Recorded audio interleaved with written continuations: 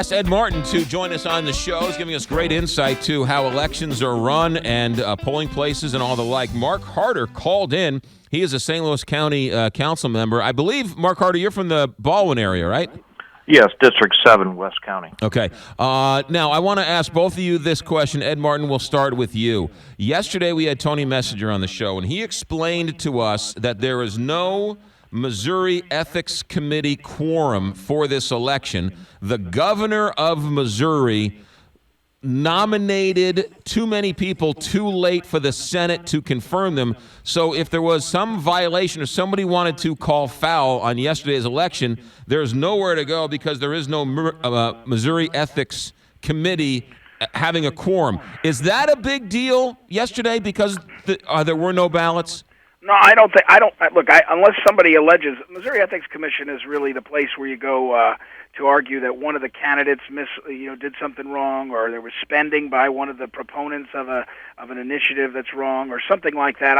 I don't think that you don't get to go to the Missouri Ethics Commission to complain about not having enough ballots. Governmental incompetence. I do think that it's again, the governor. I've been there. You have a lot of appointments.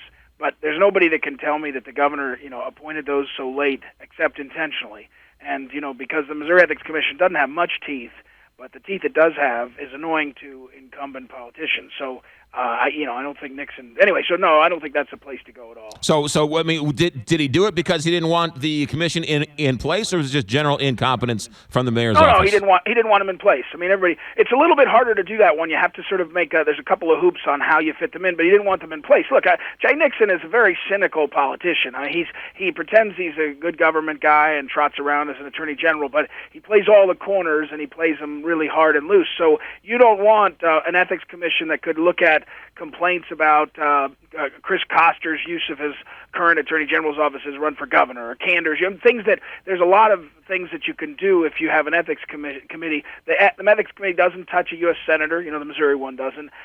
So I think it's just intentional desire to have lack of oversight. There's no other excuse for it. Yeah. Mark Harder, what are your thoughts overall in all this? I mean, general incompetence, or is it nefarious? I think it's incompetence at a number of different levels, and I want to see if Ed remembers this. The election board is elected or appointed by the governor.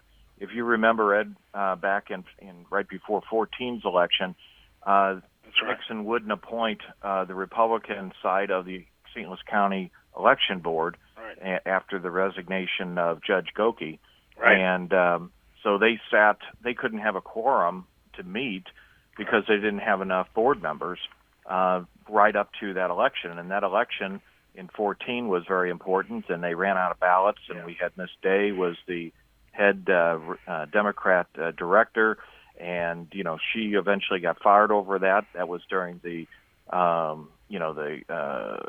county executive race and all that. So, it all seems to go back to Nixon and getting the right people on these boards that have right oversight, that can make sure these bureaucrats underneath are checking ballots and so on.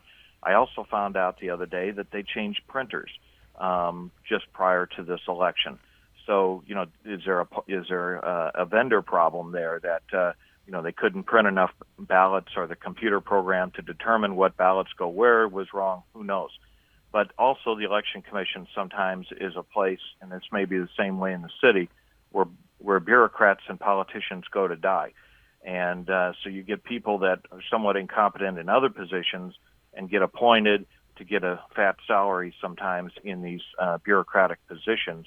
And, they don't. They're I just interrupt, Mark. I know the guys. In fact, Gary Fuhr, the Republican guy, is pretty darn good over there. And I have a hard time thinking. I would say this is that if we're going to have these boards appointed, 2 Republicans and 2 Democrats, then there ought to be some rule that they get appointed, in a timely manner. If there's a vacancy, you have 30 days. If not, the county executive appoints instead of the governor. Something that forces their hand. But I'll tell you the truth. I think this goes back to an example. I would rather have the election official be elected by the people. Then there's someone whose name is on the line. If you're going to say, who are you mad at? It's not some committee, the governor, Stanger this. Put somebody on the line. And then you know who to blame or who to give credit to. It works pretty darn well across the country and even in Missouri. So, I just think that this is, when government wants to hide incompetence or fraud, they do it behind committees. And so we have a committee of 4 that are trying to die. Half of them will probably resign now, and then we'll say, "Oh, there's a new day" and all that, and we won't know if we're going to have a fair election in the fall. So but there were different people 2 years ago when they ran out of ballots and had to spend $8,000 getting them flown in from Kansas. Yeah, again, that's my point. When I was there, I knew, I was interested in having a sort of public life, and I knew if we screwed up the city elections, I was going to be the chairman that got blamed. So I was spending time, more time than anybody else. I just think having one person accountable, but let's have a clerk of the elections elected in St. Louis County and hold someone accountable for it. I think that would be, and you can still have judges with a Democrat and a Republican, or a Democrat, Republican, and Libertarian. You could still have oversight by people, but you won't have incompetence by committee. That's Ed Martin, Mark Harder, St. Louis County Councilman. Gentlemen, thank you for calling in. Thank you for your time. Thank you. Take care, McGraw. Mark, thank you very much. See ya. You got it. 9:46.